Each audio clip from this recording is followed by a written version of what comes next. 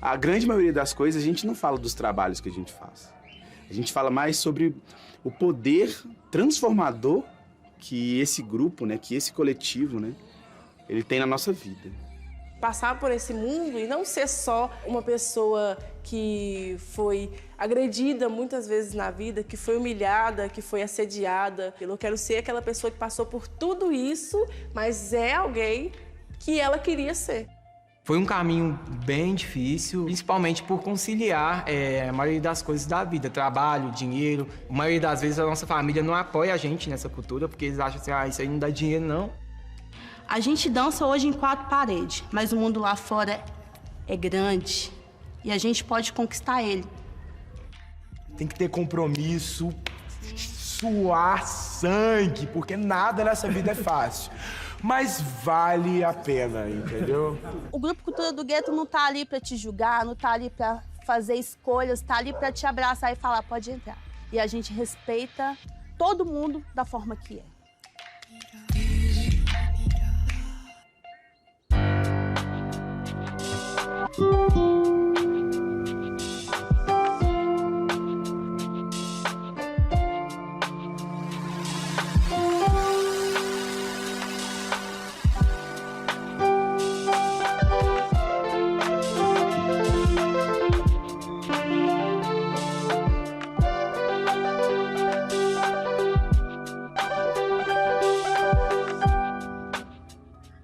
Que a gente está situado no Beco São Sebastião, onde eu cresci e nasci aqui, né? Na região Zona Leste de Belo Horizonte. Aqui é conhecido mais como Pedreira, porque a região toda do aglomerado é cercada por pedras. Toda a minha herança cultural, ela parte daqui, desse espaço aqui. Muita coisa a gente via aqui, né? As reuniões da comunidade acontecendo aqui. Nas periferias e nos aglomerados tem muita festa.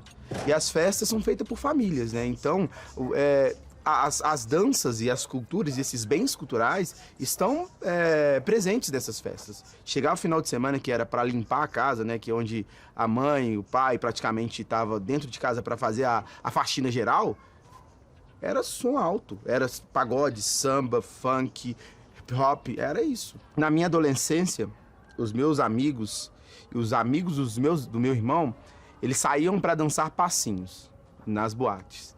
E foi isso meu primeiro real contato com dança coletiva, vamos colocar assim, né? Cada bairro de Belo Horizonte criava o seu passinho e a gente ia para as boates, para as baladas dançar esses passinhos.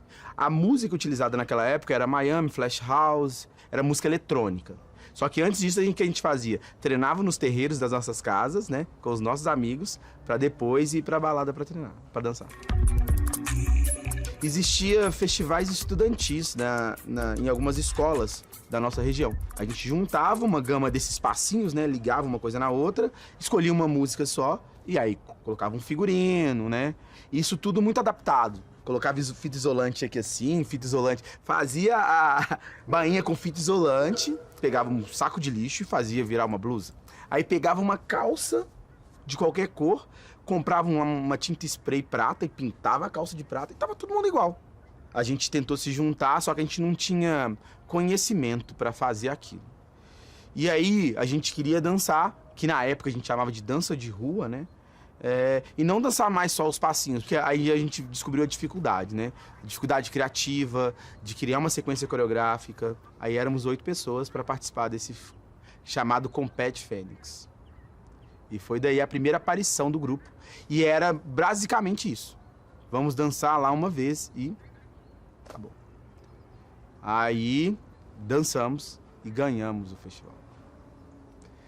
E com a primeira vez que eu coreografei na minha vida, aí dançamos num outro festival, ganhamos esse outro festival também. Outras pessoas, fora do nosso vínculo, né, de bairrismo ali do Pompeia, começou a querer vir fazer a parte do Cultura do Gueto. Quando alguém é assediado, normalmente uma mulher é assediada, né? Ela sente vergonha, nojo, sente tudo isso. E a gente acha que é culpa nossa, né? Então eu já ficava assim, cheia de traumas das pessoas, disso ou daquilo, mas nunca me incomodava em conversar com ninguém. Eu sentia uma dor enorme no coração, que era vago, tão vazio. Falei, eu não vou mais estudar, não vou fazer mais nada. E a depressão vai te levando pro fundo do poço. Nessa época eu tinha tentado várias vezes, sim, o suicídio, cortava meus braços. Hoje em dia tem essa tatuagem aqui, ó, que foi a minha amiga que fez, que inclusive é a Gina, que tampou o último corte que eu fiz. Esse cortezinho aqui, eu falei, esse é o último corte que eu vou fazer. Eu conheci uma oficina de dança, né? Fui aprendendo e criando um amor por aquilo. O motivo de eu levantar da minha cama todo dia era a dança. Lá, o Gladys, quando eu conheci ele foi uma das pessoas que mais conversou comigo nessa questão de ser depressivo, né? De estar com a depressão. E ela falava muito comigo, né? Por que você preocupou com a minha vida? Não tem ninguém preocupando com a minha vida. Por que você quer saber da minha vida? Né? E aí a gente começou a ter um vínculo. É hora de fazer você ficar com ela. Eu queria nervosa. Mas aí o que você vai fazer? Você vai treinar mais pra não ficar... Mesmo quando você ficar nervosa, você não perder o automatismo do movimento. Você se reconhecer lésbica, gay, essas coisas é muito difícil. Ainda mais quando você não tem apoio de ninguém. Você não se identifica com nada. Eu nunca me identifiquei com nada nessa época. O Gladys me apresentou o Cultura do Gueto, que é o grupo que ele era o líder, né, fundador do grupo. Eu falei assim, tem doido, eu vou entrar nesse trem também. No grupo, ela me vê só sábado e domingo. E quando ela me vê, não tem mais o horário do almoço pra gente trocar ideia. Chega, vamos ensaiar, sabe? Mas mesmo assim, em contraponto, ela tem uma rede de 30, 40 pessoas escutando ela. Passou um ano, eu nem vi. Tipo assim, aquelas coisas que me puxavam pra baixo, eu não sabia nem onde estava mais. Mas não era só dança, era o lugar, o momento, as pessoas, as vivências. Você identifica algum efeito transformador do Cultura do Gueto na sua vida? Nossa, demais. Eu era muito tímido. E eu era muito nervoso também. Eu era muito estressadinho. Eu não tinha um lugar que eu me sentia a qual eu pertencia. Primeiro porque eu gosto de hip hop. E eu sou gay.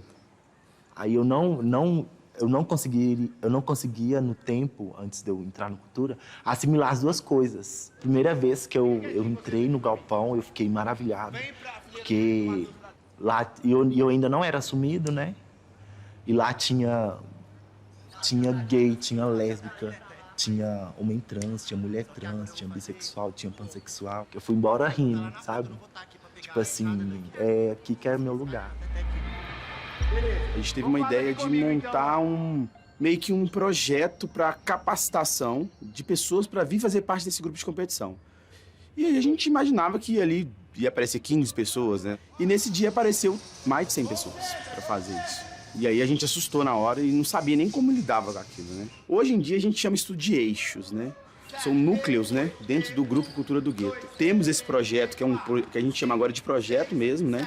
Que hoje em dia ele tem uma duração de 1 ano. Aí quem quiser continuar, a gente tem uma outra forma de formação e continuidade de desenvolvimento. Eu entendo que o eixo de competição é um eixo semi-profissionalizante e o que a gente chama de grupo artístico, esse é o eixo profissional do grupo, que aí ele vai tomar conta desses espetáculos de grande porte que a gente elabora e que a gente faz. O que significa para você dançar? O que isso opera dentro de você, assim? Pra mim é muito forte, sabe? Porque desde muito nova eu vivi uma realidade muito forte na minha vida. Perdi meu pai quando eu tinha 9 anos de idade.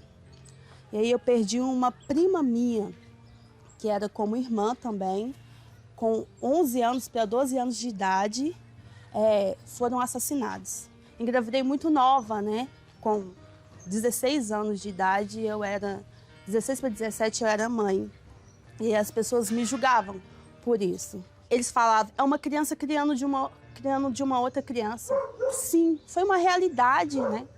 Eu amo minhas filhas. Olivia, eu creio que eu sou um espelho para elas, mas elas me fortalecem, mostrando que eu consigo muito mais. Tô passando tudo aquilo que eu recebi, né? Não só da minha mãe, porque eu também fui criada pela minha avó. Minha avó hoje tem 90 anos, é preta também, forte, guerreira, mãe solo também. Uma realidade, né? É um mundo cheio de preconceito. Triste isso, né? Reconheço isso na pele, né? Mas o lema é nunca desistir. O lema é sempre lutar por aquilo que eu sou. E sempre ser um espelho para as outras que estão ao meu redor. E a dança me libertou. De 2005, mais ou menos, até 2010, 11, a gente saiu nessa escola e minha mãe trabalhava nessa escola. Minha mãe toda vez ia lá abrir o portão pra gente, fechar o portão pra gente. E minha mãe foi e aposentou por invalidez. E aí a gente ficou sem lugar pra ensaiar. Aí a gente começou a ensaiar nos espaços públicos do nosso bairro. Aí sai do Pompeia, né, do meio daquele bairro e vai lá pro Carlos Prates. É uma escola de dança de salão. E aí montamos uma outra atmosfera de grupo, né, um outro ambiente, né. Virou um grupo da cidade de Belo Horizonte, né. E a gente fica também novamente sem espaço e começa novamente a ensaiar pela cidade. Ensaiar na rua, ensaiar na praça.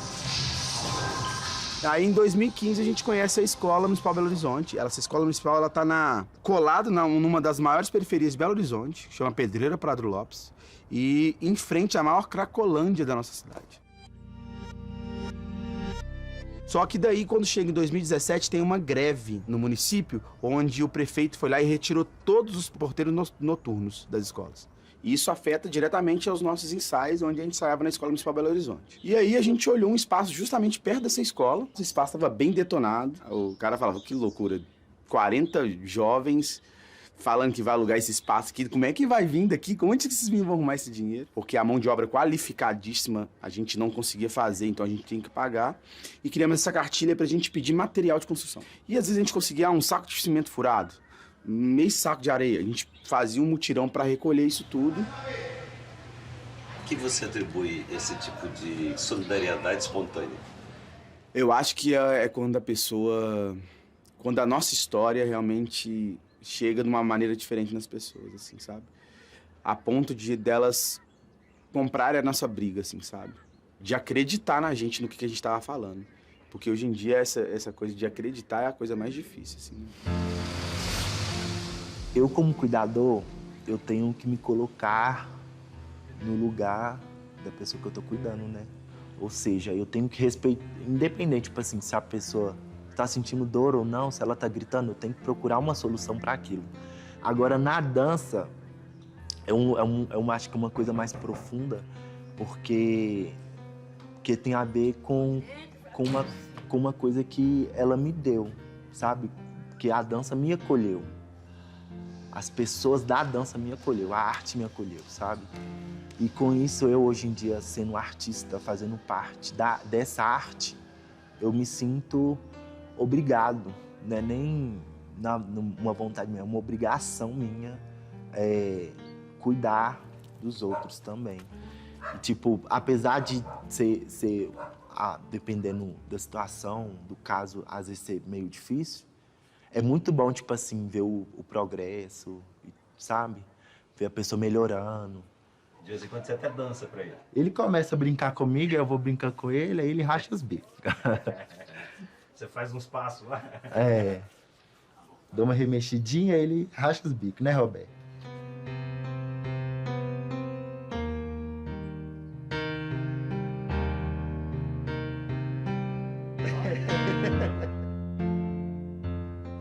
Involuntariamente, a gente cumpre esse papel social, a gente é referência para muitas pessoas, sabe? Acho que não só do sentido dança, olhando só pro lado dança. Mas acho que em questão de, tipo, formação social mesmo, sabe? Da pessoa entender, tipo assim, opa, por exemplo, sou preto, tenho que gostar de mim, sabe? Sobre amor próprio. 7, 8, 1, 2, 3, 4, 5, 6, 7, 8. Muitas das coisas que tá lá dentro foi a gente que fez. E aí a gente ficou durante 6 meses sem dançar, fazendo essa reforma. E foi onde a gente teve muita perda, porque muitas pessoas não acreditavam e também não entendiam aquele processo, né? Porque também era uma loucura, né? Imagina, você tinha 60 jovens, 60 pessoas, que mal tinham dinheiro para pagar a passagem, aí você virava e falava assim, não, nós vamos ter um espaço nosso, tá? De 550 metros quadrados, que a gente vai ter que levantar mais de 100 mil reais aqui pra reformar, tá? Ninguém ia Falava assim, esse cara tá ficando louco da cabeça. A gente fez muito bombom. Nossa, muito tempo fazendo bombom, vendendo.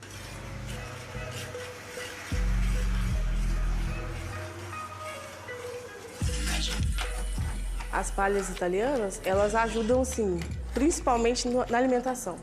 Porque o dinheiro que eu arrecado nela dá para alimentar direitinho. Às vezes a gente vai fazer uma blusa do grupo para poder apresentar. Ah, vou fazer essas palhas italianas essa semana e conseguir fazer essas blusas.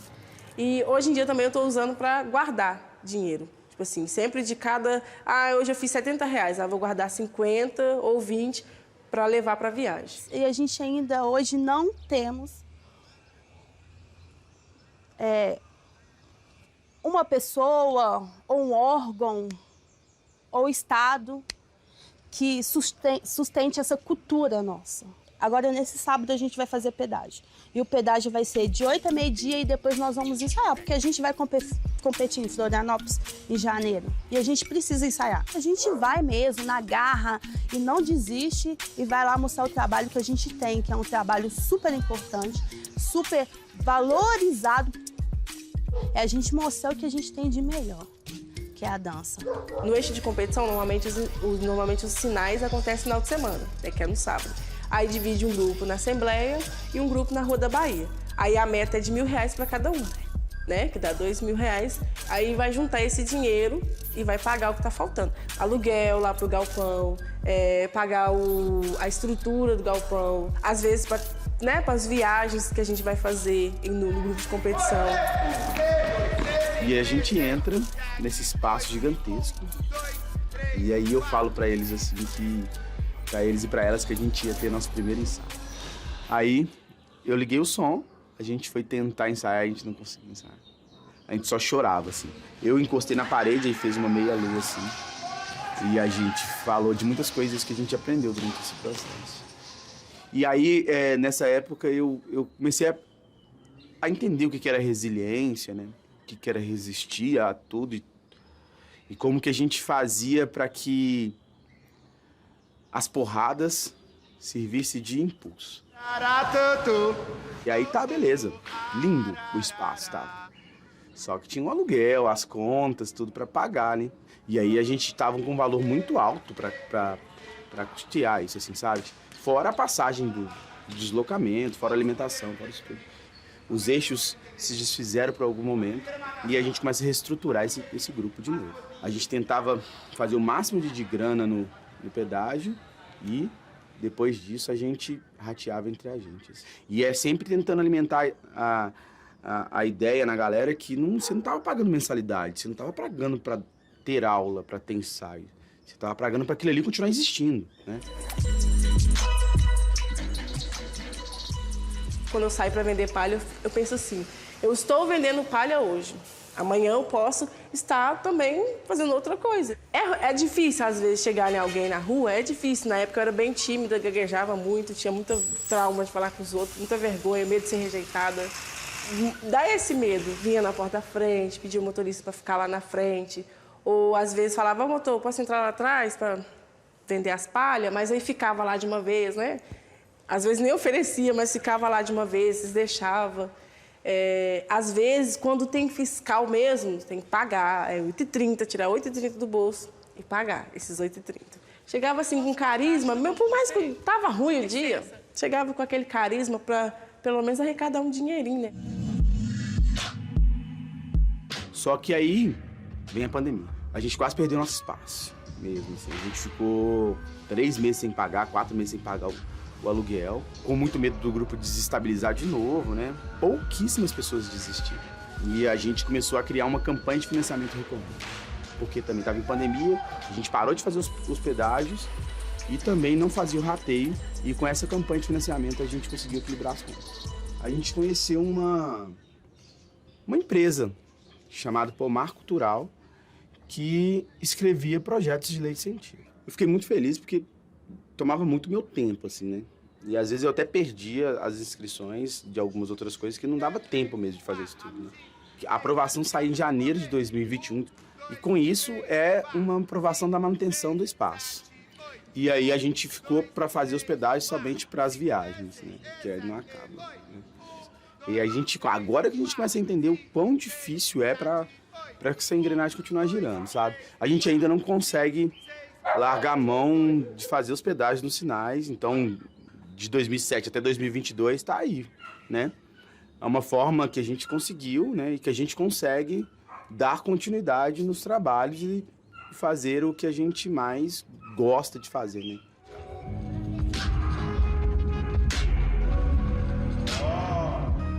Eu queria sim que todo mundo que tivesse ali comigo pudesse ser remunerado com a dança da mesma forma que eu sou, sabe? Que pudesse ter uma solidez, uma carreira igual eu tenho. Graças a Deus eu consigo falar isso hoje em dia com propriedade. Mudou muita coisa na minha vida, meu jeito de pensar mudou. Ser responsável não é só falar assim, vamos supor, trabalho, eu mesmo que sou freelancer, eu falo assim, eu não vou hoje. Não posso fazer isso. Eu tenho que ter uma disciplina para aquilo, porque se eu falar com a pessoa que eu não vou hoje, ela vai perder, ela vai ter um monte de coisa que vai frustrar na vida dela naquele momento, porque eu faltei com a minha disciplina com ela. Não só no grupo, mas em outros lugares também. E não é só a dança, você tem que ser profissional. Como é que eu lido com criança? Não é só dançar, não vou lá só passar dança para eles. Tem que saber conversar, tem que saber entender a pessoa. Todo lugar que eu vou, eu sempre chego mais cedo, sempre confiro se é isso mesmo, sempre olho se, deu ruim aqui, vamos arrumar um jeito de consertar isso. Acho que é essa disciplina que veio pra minha vida, assim.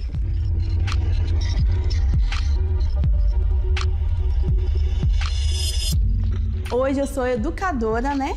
E faço parte da gestão do Instituto BH Futuro. Crianças e adolescentes, né, com a idade entre 6 até 18 anos, até 17 anos que a gente atende. São pessoas com alto índice de vulnerabilidade social. Tudo que eu aprendo lá no Grupo Cultura do Gueto, eu levo para a comunidade. O que eu mais escuto, principalmente de quem está lá ou quem já saiu, é o quanto isso é significante na vida dele para os próximos passos, sabe? Seja dentro da sua casa, com a sua família. Às vezes, até ameniza conflitos internos, familiares. E também faz com que as pessoas entendam a importância da arte e da cultura na vida dela. Aí leva essa família ou pro teatro, ou pra nossa sede, ou para um vídeo. A minha mãe, ela foi numa apresentação minha, foi ano passado, pela primeira vez na vida. Eu vejo que já está acontecendo uma mudança de visão e tudo, sabe? É pouco ainda, porque a família ainda não acha que a arte é alguma coisa que vai evoluir para a vida. Mas eu vejo que já é uma visão bem diferente na onde eu moro. Eu lembro desse dia como se fosse ontem. Minha mãe e meu pai me perguntou, Fábio, você quer fazer o quê quando você terminar os estudos e tal? Eu, com muito medo, eu falei que eu queria dançar. E eles não reagiram muito bem, não gostaram muito da minha resposta. Falei assim, você não vai fazer isso não, sabe? E com isso, hoje em dia, eu vejo que mudou bastante. Minha mãe, hoje em dia, me apoia muito. Ela me viu dançando, né? Viu o brilho nos meus olhos fazendo o que eu gosto de fazer, sabe? Queria que mais pessoas conhecessem essa história, se envolvessem mais com isso. Que a gente tivesse mais suporte também da própria cidade, para fazer mais, assim. E a gente sabe que nem tudo depende da gente, né? O que depende da gente a gente tá fazendo, que é continuar, né? Essa ação que o Cultura do Gueto promove na cidade de Belo Horizonte, eu acho ainda tímida ainda, sabe? Eu tenho um grande sonho que isso pudesse receber 1000 pessoas. E eu sei que a gente tem capacidade para fazer isso. O que falta é recurso mesmo, assim, sabe? O efeito transformador dele, desse lugar e tudo que a gente faz é surreal mesmo, assim, surreal. E é uma realização muito grande para mim. Realmente realizei um sonho estando dançando aqui, porque eu não achava que eu seria boa o suficiente para estar aqui. A gente o tempo todo se sente incapaz de fazer coisas que muitas vezes aparentemente são coisas de menino. As coisas para mulheres, e principalmente mulheres pretas, são mais difíceis mesmo. Hoje, eu sou professora de balé infantil, eu danço aqui, tipo, segunda, quarta, sexta, sábado, domingo. E mesmo que um dia talvez eu não dance mais, porque a vida da gente vai mudando, eu sempre vou estar envolvida aqui. Hoje, isso aqui é a minha casa, essas pessoas são minha família. Então, as coisas se tornam, inclusive, muito maiores do que a gente acha que poderia ser. Te desafia, mas mostra que você é forte. Tira você do trilho, mas coloca você no trilho, entendeu? Você fica louco, mas daqui a pouco traz a insanidade, traz a sanidade. Eu tenho plena consciência de que se eu fosse fazer algo sozinho, eu não ia estar nesse lugar aqui que eu estou hoje. E fico muito feliz também por hoje fazer parte da grade dos professores, onde que eu sei que eu também posso estar ajudando outras pessoas nessa questão, mais do que eu já fui ajudado, sabe? Porque hoje eu sinto que a gente também está muito mais preparado do que antes. Você chegar no topo do sucesso, no seu objetivo, é muito bom. Mas viva o processo, que é no processo que você é moldado, moldada, formado, formada. É nesse processo que você se torna a pessoa que você vai chegar aqui. Tudo que você for fazer na sua vida, seja o mais intenso possível, porque no fim você vai ser a somatória do que você fez e do que você tirou de bom sobre o que você fez. Então, se você não fizer nada, você não vai ser nada. Nossa cultura aqui, onde nós vivemos, não é valorizada. Mas a gente precisa lutar para ela ser valorizada. Eu acredito muito, tipo, quando você quer, você consegue. Tipo, pode morar lá em Sete Lagoas, tem o Sete Lagoano, que acho que é R$13 a passagem, pega também. Se não der para pegar a passagem, conversa ali com o motorista, ali, vai trocando um papo. Tipo, vem. Tipo assim, não põe dificuldades nas coisas que vocês querem fazer. Tipo, se você quer fazer, vai e faz. Antigamente, eu tinha muitos sonhos. Sim, mas eram muitos seus, né? Eram muitos meus. Agora, os meus sonhos, ele tem a ver com todo mundo, sabe? Para mim desistir hoje em dia, vai ser muito difícil, porque não depende só de mim. Aquelas pessoas, tanto o meu grupo, tanto a minha família, tanto os meus amigos, estão comigo. E se eu desistir, é a mesma coisa de eu deixar eles na mão, de eu desistir deles também. Precisamos sonhar e acreditar que os nossos sonhos, que a nossa dança, que a nossa cultura, que ela pode crescer a partir da gente, aumentar para toda a população.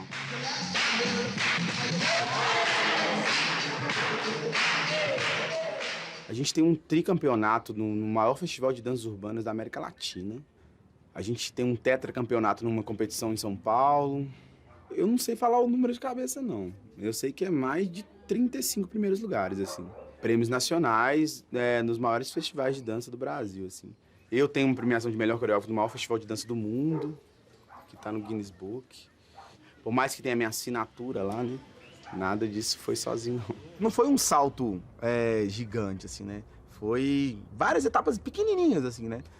E várias dessas etapas a gente pensando assim, eu vou desistir. Porque eu acho que o desistir e continuar, eles estão muito juntos, assim. Se fosse 10 anos atrás, eu falaria assim, eu queria ganhar tal festival. Eu queria ser reconhecido na minha carreira como o melhor coreógrafo de tal festival. Até que eu consegui isso, né? Hoje em dia, pra mim, a missão é completamente diferente, assim, sabe? Hoje, o meu maior sonho é ver aquelas pessoas bem. Que a dança continue fazendo bem pra elas. Foi a nossa segunda apresentação. No meio da coreografia, a música some. E aí eu lembro de uma voz vindo assim, bem do fundo, e falando assim, não para, continua. Continuamos. A música retoma, só que numa parte lá na frente. Não era a mesma parte que a gente estava dançando. E eu lembro de uma outra voz falando assim, contou a parte que a música tava 7, 8. Eu falei, como é que a pessoa pegou isso? Todo mundo virou e voltou na mesma parte, assim. A gente ficou muito emocionado com aquilo, de como que a gente conseguiu se virar, assim, e com aquele medo, né? Tipo, puxa, não vai dar, perdemos. E aí vai sair o resultado, a gente conseguiu ganhar ainda, assim. E aí um dos jurados escreve assim, sabe? Que a importância é a gente conseguir continuar aquilo que a gente está a fazer, assim, sabe?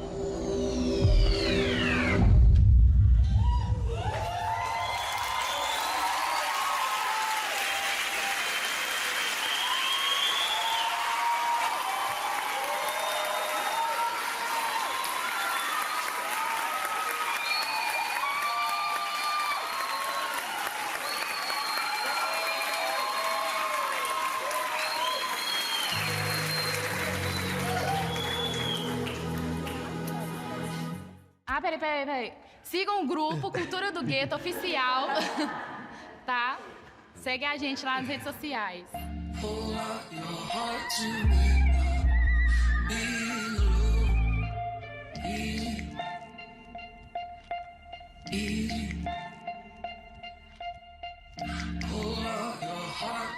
me.